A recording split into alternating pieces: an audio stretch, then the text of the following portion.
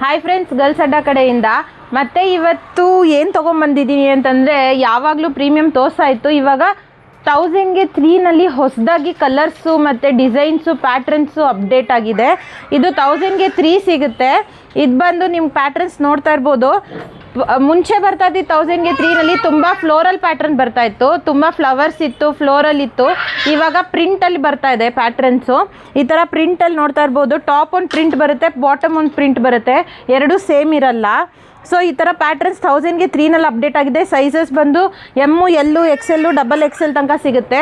ಈ ಥರ ನೋಡ್ತಾ ಇರ್ಬೋದು. ಟಾಪ್ ಒಂದು ಪ್ರಿಂಟು, ಬಾಟಮ್ ಒಂದು ಪ್ರಿಂಟು, ಟಾಪ್ ಒಂದು ಪ್ರಿಂಟ್ ಬಂದಿರುತ್ತೆ.